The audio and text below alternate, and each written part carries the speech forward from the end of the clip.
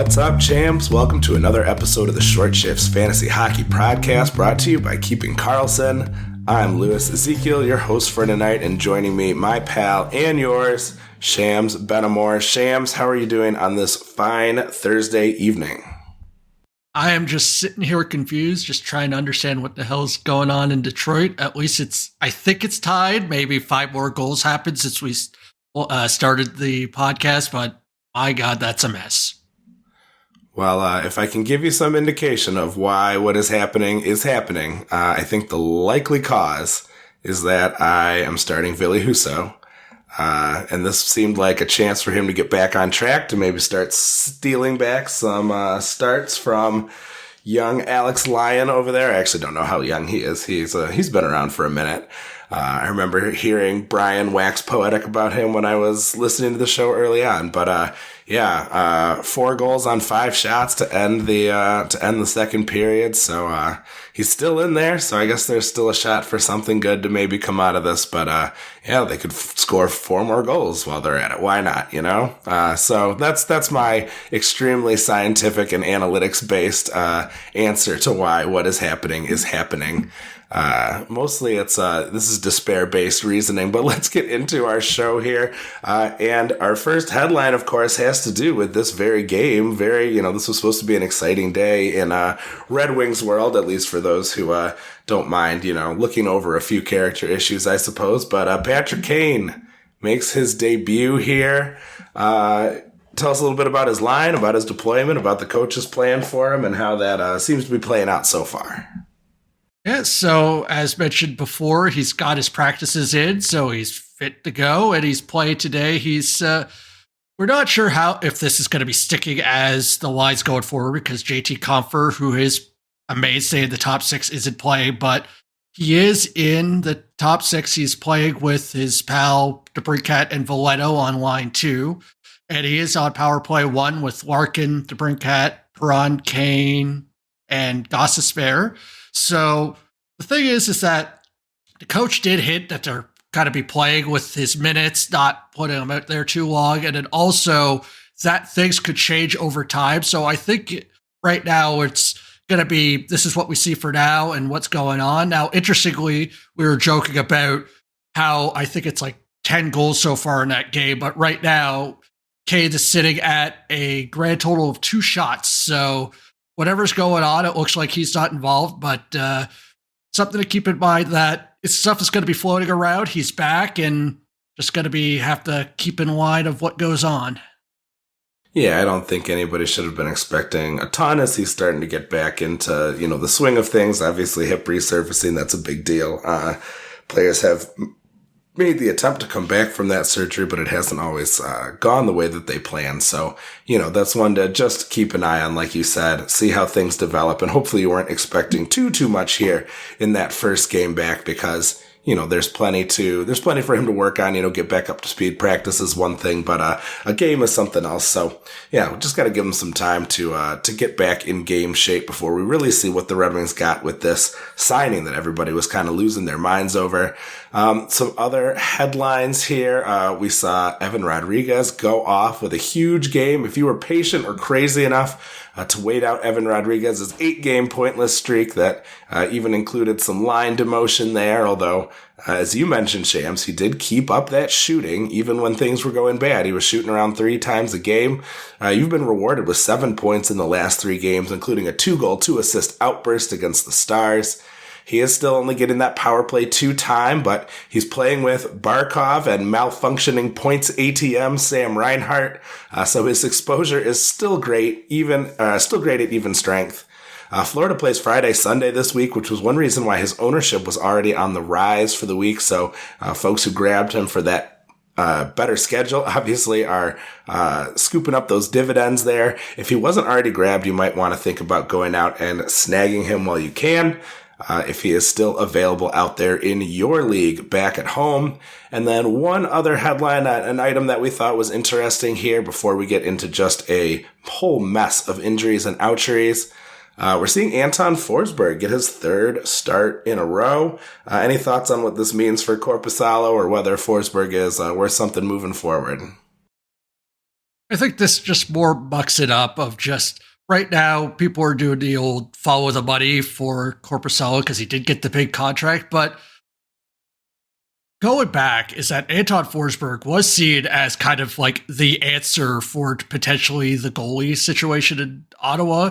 It was until the whole freak, I believe he like injured both of his knees last year that it made sense for them to add. So I think it's going to be one of those situations where sadly we're just going to be back into another situation of both goalies being probably seeing a decent amount of play and whichever one gets the hot streak. And it looks like, even though I don't have the score in front of me, I think he's losing, but either way is that just going to be another mucked up situation, and it's going to be just kind of have to be going back to game day tweets and seeing who starts instead of just knowing which one's going to be playing by clockwork.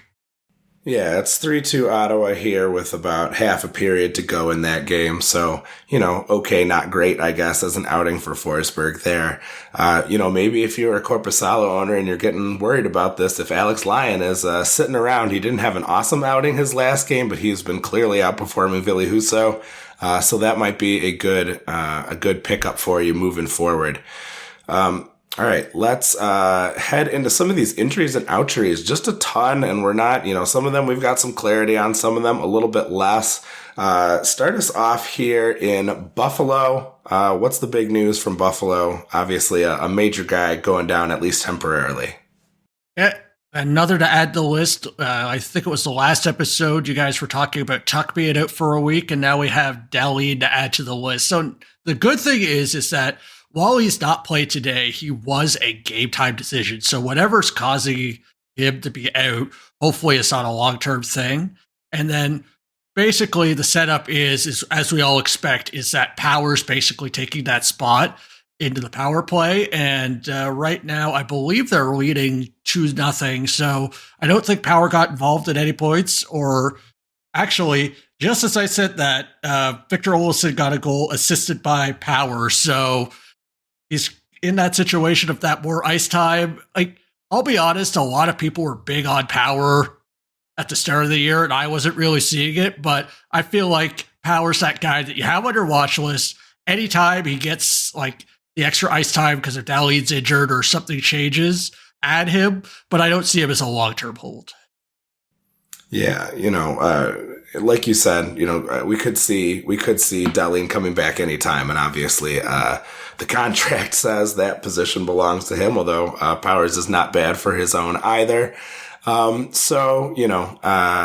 you say, a nice option there in the short term, especially if you want to get somebody on that Buffalo power play. Nice to see them coming out with a little bit of offense here. That's been kind of lacking. Although, like I said, that last outing that Alex Laine had was up against Buffalo, and they were able to put some goals in, although they ultimately lost. So, definitely a good one. It's not often that you see a defenseman get a great opportunity, so you got to jump on those when you see the chance. Another potentially short-term injury we saw here, but we don't really know yet, is Bryan Rust. He is being evaluated for an upper body injury. Won't play Friday against the Panthers, which is the last game of their 3-game road trip. The lines that we saw deployed were Gensel, Crosby, and O'Connor, with Smith, Malkin, and Nylander. No, not that Nylander. On the wing there. So interesting, worth keeping an eye on. Smith had been demoted out of that top 6, so it seems like his opportunity has returned, obviously, with the Rust injury there. Another one that we have a little more clarity on, we talked about this on Tuesday with Jeremy here, but Chabot is going to be out at least a month. Lucky for the Senators, they obviously had a lot of depth on that blue line. The second opinion that they got upholds that prognosis. This is from Darren Drager. He'll be out of the Senators lineup 4 weeks minimum, but surgery won't be required. Sanderson and Chychrun have been super cold. They had not had points in 6 and 7 games before the game here on Thursday night. Jakob Chychrun has gotten an assist. So he seems to have broken out of that slump a little bit. Obviously, Chabot was a big minutes guy. Sanderson and Chychrun, no slouches in that area either, but they're going to absorb, you would imagine, a lot of those prime minutes. They both, I assume, are owned. And I talked with Jeremy. I thought that Chychrun would be a hold at least through the Chabot injury, and now it seems like that's going to be at least a month. So Good that he's producing, obviously, if you've got him, and somebody to keep an eye out for. Next up in our injuries list, another guy who is gone for longer than a month, an acquisition that was picked up in Toronto. What's next for us here, Shams? Yeah, I guess we can all end with the Klingberg jokes of just about how bad he's been playing, because sadly he's going to be out for the season. I believe he has a hip injury, or I'm not sure exactly what the injury is, but either way, he's out for the season. So now we can kind of look back into seeing Morgan Rielly back into the position of power play one and being the lead dog. There is rumors and whatnot about trading for people, but I feel like no matter what happens, Toronto's always in the rumor mill for potentially trading for a player. So we'll wait for that to happen. But as that goes on, Morgan Rielly is back in the spot. But even before this news, he's had that place, I think it was since November 17th when Klingberg was hurt. And he's only averaging about like 2 shots a game, and he only had 1 power play point at that time. So I feel like as someone that rostered Rielly last year without having any sort of threat, he hasn't really been hitting the point streaks as you would think with high-powered forwards that they have. So it's nice to have Rielly. He did get a point today, but I think it's just more of maybe the floor is a little bit better, but I wouldn't expect the ceiling to expand. Yeah, and I think we've kind of seen what we're going to see from Morgan Rielly as the power play one quarterback. He's not the most involved guy in the world. It is indeed hip surgery, by the way, for Klingberg that's going to keep him out for the remainder of the season. A real disappointing year, I think, for him. Just 5 assists in 14 games, averaging a shot, a block, and a bit under a hit per game. And through that all, he was averaging nearly 3.5 minutes on that power play. Just couldn't really break through. I'm no tactics expert here, but it doesn't seem like, Toronto involves the defenseman a whole ton in their power play cycling. Good for the Rielly owner, obviously. And if people were concerned about his, opportunities coming into the year, obviously that is no longer a concern. Unless we see a big move with like a serious offensive defenseman, I would expect Rielly to continue to hold on to that spot, moving forward, as you said. Another one, a couple we have in Columbus. Oh my goodness. We have 1, 2, 3, 4, 5 more injury or outjury type people, to talk about. So, give us the latest coming out for the Blue Jackets, Shams. Oh, there's a long list of people that are injured, but, to save some time, the 2 most notable ones is Laine is not traveling with the team. Luckily, that just means for tonight's game, they're back home tomorrow. So hopefully he's back. But right now, he's not doing much when he's on the ice. But at least now I guess you could store him on IR for as long as he's out. And the more notable one is that this long streak of goalies getting sick has struck down another one. Merzlikins is actually put on the IR due to a sickness being out for a week. So they have 3 games left this week. They're playing one right now, one tomorrow, and then another one on Sunday. So right now it's going to look like probably Jet Greaves will be playing on Friday, and then the Sunday game would be, I would guess, another Spencer Martin game. So if you're looking for a goalie, the good news, I guess, is that for Merzlikins managers is that next week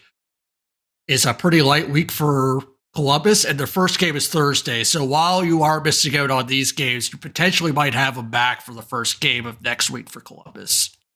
Yeah, hopefully that'll be enough time for him to recover from whatever he's going through. I very much sympathize. I've been dealing with some kind of upper respiratory thing, and finally, I tried to tough it out. I finally went in and saw the doc today, and they were like, oh yeah, you're like the 4th person who said, yeah, you're just going to try to survive it, and just like them, you've got yourself some bronchitis. So working my way through it here. I'm balancing my thinking about trying to play in this soccer doubleheader. My team needs me, and I want to play, but I don't know if I'm going to be able to hack it. I got a little albuterol inhaler, so hopefully that'll see me through, and I can survive a couple hours of playing goalie tomorrow. All right, and then the last couple here. Cale Makar is going to make his return to the Colorado lineup here on Thursday.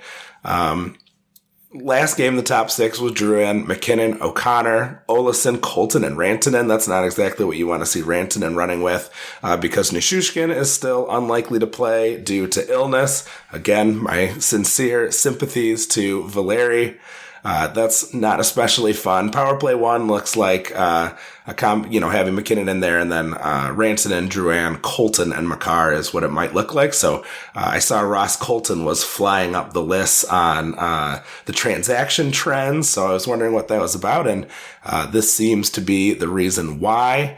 So a nice opportunity for him. And then finally, Tommy Novak made his return, playing on Juuso Parsonen's wing with Luke Evangelista, on that kind of young guns line in Nashville. Forsberg, O'Reilly, and Nyquist sticking together. And then power play two, Phil Tomasino, Tommy Novak, Juuso Parson, and Luke Evangelista, Ryan McDonough. So the forwards at least look a bit like the future. The defensive side of things is very much stuck in the past there, but interesting there certainly to keep an eye on. We are going to take a quick break and we come back on the other side. We've got a bunch of interesting hot and cold streaks as well as, kind of a demotion to talk about. You're listening to Short Shifts. Welcome back to Short Shifts. Shams, we got a bunch of hot and cold streak content here. Let's start with the bad news, the cold streak. We're going to talk about Matthew Knies over in Toronto. We were talking about Evan Rodrigues and his big outbursts lately, and really that's been based off of having some really outstanding line one deployment, and we've seen in the past that he can really make that work when he gets that opportunity. So Knies is in that similar position. He's playing on line one with Nylander and Matthews. He's getting power play two, like Rodrigues as well. But his breakout 3-point games were back in October and November. They're really receding in the rearview mirror. In the 10 games since he got 1 goal and 2 assists against Tampa Bay, he scored 3 goals and he's got 1 assist on just 20 total shots while averaging about 15 minutes. I guess the upshot of that is that his shot rate is a rise from his sub 1.5 shots per game average on the season. So he's buoying that up a little bit. But some of that is coming on the back of a couple 5-shot games that were in there. So far on Thursday evening, he is coming in with I believe he's down to 3 hits. So he has been, that's been an area where he's been helpful for you. He's been averaging about 2 per contest and he's got 3 in this game here. So, that's not bad. And he's got a Monday, Tuesday start to next week. I know that he is on the waiver wire in a number of cupful divisions. Would you look at him as a guy who might be worth a hold or a late week pickup for Monday and Tuesday next week, given his deployment? Or is he just kind of too basic to bother, especially, the cupful counts points for hits, but they're only worth a quarter point. So it's half a shot or half a block. What are you thinking about Knies moving forward as an option? I think it really depends on if you see those shots coming up, because when you said that he had those 2 5-shot games, in that same period, he had 2 0-shot games. So the thing that kept me online with Evan Rodrigues was he was shooting, but he was shooting every single game. So when he was doing nothing, he was involved in the play. I feel like the thing is that while he's on the top line, he's playing on the top line. He's not like just a third person there. And not to say anything ill-effective, Matthew Knies, he's a younger player. He's growing into that maybe he might be one of those things down the road that he becomes more involved. But I just feel like unless you're in a deeper league or you're just in a weird situation where, you have a kind of a spot where you don't want to use moves, that I'll be honest, Matthew Knies has been on the waiver wire in my division, and at no point did I really have any thought about picking him up. And that continues right now. Yeah, just a guy who's not really doing a ton with his deployment. You'd like to see him do a little more, but obviously, he's finding his footing in the league, and he has had a few of those nice outbursts. So, someone you might want to think about come Monday, Tuesday next week. If you're leading your matchup by quite a lot, could be an option. But there's plenty of those Monday, Tuesday teams, I'm sure. Elon will talk about them on the Matchup Maximizer podcast. So you'll have more options, I imagine, than just Matthew Knies. One other guy just briefly to talk about who is also a big-time Toronto player who's on a bit of a cold streak, only in terms of goal scoring. John Tavares just has not had a ton of luck hitting the back of the net. He is looking at something like 25 shots without a goal in a row here. So he has been getting some assists, so that's nice to see. But that's a guy you're also hoping will find the back of the net here sooner rather than later. Don't even get me started, of course, on Alex Ovechkin. But, people that we actually conceivably think will score, not people who have, turned into a husk of their former selves so far this year. Let's talk about a guy who is very much continuing his hot streak. Shams, I'll let you take the lead here. Tell us about Robby Fabbri, a guy who I have really always admired from a distance when he was able to make it into the lineup for the St. Louis Blues, and was very excited to see in Detroit. And obviously, he has spent time injured in Detroit, but he is just on a hot streak to end all hot streaks right now. Yeah, he is just burning up. He's always been that player, as you referred to, is that he always had promise and whatnot, and it's just that he was bouncing around because more of his availability more than his ability to play. And now that he's back after a lengthy injury to start the season, he's coming in hot. He had 6 points in the last 4 games, and I believe he has at least an assist, if not more, today. And as we're talking, it's racking up with those many goals that anything could happen. And then on top of that is that, as I mentioned before, with JT Coffer out, things can shift around, is that this seems a little bit more sustainable, assuming that he could stay where he is, because right now he's on the top line with Raymond and Larkin, and that can stay around, because if they want to keep Kane and DeBrincat together, say as long as they don't put him with Larkin, that means that there's going to be less wingers to have as competition for that top line. So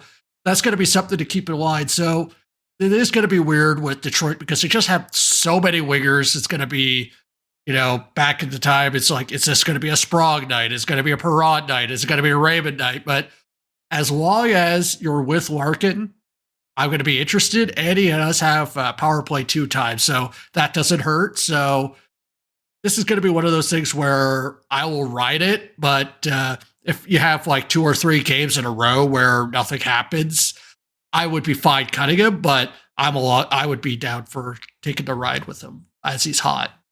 Yeah, it almost seems like Fabbri is kind of giving them what they hope to get from Verona, a guy who has limited, time on ice, but is extremely productive with it. So good on them for getting their Verona-type substance, even if it wasn't actually from Verona himself. All right, and a couple more streaks here. Jared Spurgeon on a bit of a nice roll here, which is nice to see. We didn't see a lot of offense out of the Minnesota Wild for a little while here. Tell us what's going on here with Spurgeon. I think the big thing with Spurgeon is with the new goalie change of John Hines coming in, is that basically instead of a revolving door of who's on power play 1, Spurgeon has stuck as the power play 1 quarterback, and he's taking advantage of it. He's been having goals, or at least participating in power play goals. I think he had 4 assists in a row each night, and in the last 3 games there were power play assists. So right now he's getting the play on the power play. He's getting rewarded. So it might be time to actually start thinking about Spurgeon less as just that defensive defenseman that would get you some blocks and maybe some shots. And now he's actually getting involved in the power play. It could be what you wanted from Madison all those years. Yeah, well, obviously, you shouldn't have been expecting the peripherals from Addison, but he can be kind of that well-rounded guy who's maybe not an outstanding offensive defenseman. Obviously on this hot streak is really nice, but, kind of a guy sort of like Thomas Chabot when he was, the power play 1 guy in Ottawa, where he maybe wasn't super productive in terms of his power play time, but he's obviously munching big minutes and, being offensively productive as well, if not maybe, setting the world on fire. All right, let's jump to another one here. Oh my goodness, Husso got scored on again. This Red Wings Sharks game is throwing me for a loop. You guys know how it ended already, so don't need to worry about it here. Just a quick mention on a guy we discussed on Tuesday's show with Jeremy while I tilt like crazy. Kuzmenko got demoted to line 4.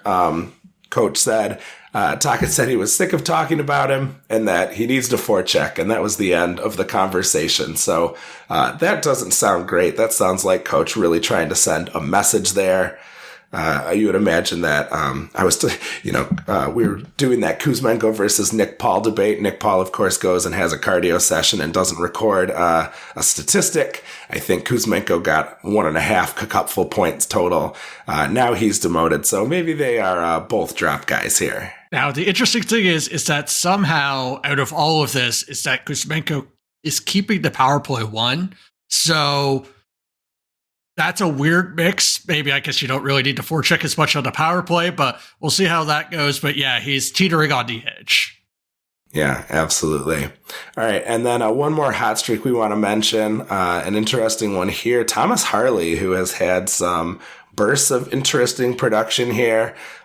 Like the motorcycle that was named after him, Thomas Harley has been a hit in Dallas. Don't fact check me on that one, obviously. A nice little run with 3 goals and 2 assists in the past 4 games. I don't have an update for you about what he's done on Thursday, but he's also had 7 shots, 4 hits, and 7 blocks during those 4 games, which is pretty decent. And something that you definitely want to see, he has played above his season average of 18 minutes in all 4 of those games, including 22 minutes and 30 seconds against Tampa Bay. So, obviously with these kind of new players, if you see their minutes trending up, that's usually a good sign. He's been getting some second unit power play time on ice. It hasn't really been anything to write home about, less than a minute in each of those 4 games that I was talking about. But he did score on the power play against Florida, and I think that's what kept him under a minute, because he would have probably been out there for the remainder of that power play had he not scored. In any case, he's averaging a bit under a shot and a half per game and about 2 blocks. Do you look at him as a guy who might be worth a look, or is this just a flash of production that you've more or less missed already if he is not rostered on your team? I think this might be one where you could either, depending on how you like to play your defenseman on, if you want to jump now and take the risk of potentially it falling off or going for that long streak. The thing is that I'm liking is that we're only partway through, or the second period's just ended. While he hasn't gotten any points, he has 2 shots and 4 blocks. So it is looking interesting is that if he can keep the shots and blocks up, I would be interested in that, depending on how your game goes or how your league is set up, is that I like those shots and blocks, and especially Cupful, because they're both worth the same. And right now he's doing that. And then if he falls into points, he could get some big points. But that's going to be really the thing is that depends on if you can keep that up. It is something to keep an eye on, but I wouldn't be surprised if it just falls off at any point, because that's just something that I've noticed a lot on some of these bagger defensemen is that they could have it like on a streak. Say, for example, Brodin, he was from the start of the season, he was like always shooting, always blocking. And I'm like, oh, I might as well pick him up so I could have something steady. And then he has like 2 nights in a row with only like 1 shot or a hit. So it could dry up at any point, but as long as it's going, and he is a young guy, so maybe this might be a sign of things to come that he might get increased time, but definitely something to be interesting in.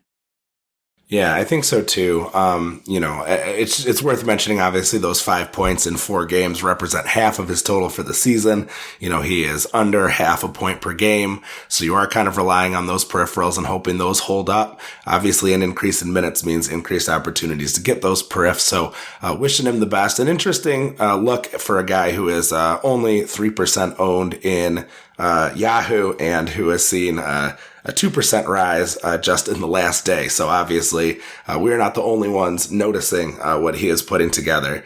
Shams, that brings us to the end of our show tonight. Thank you so much for joining me. Always so fun. I hope our Red Wings can pull off this overtime victory. And everybody out there listening to us, thank you so much. Please give us a follow at Short Shifts KK. You can find Bryan and Elon at Keeping Karlsson. GameDayTweets.com is where you can get all the best info from Twitter, Twitter, including team-by-team and searchable tweets by name to find all the latest and greatest news. And obviously, Shams is the mega genius behind all of that hard work. Please visit that site and the other great sites we use to research our episodes with at Yahoo, Frozen Tools, and Natural Stat Trick.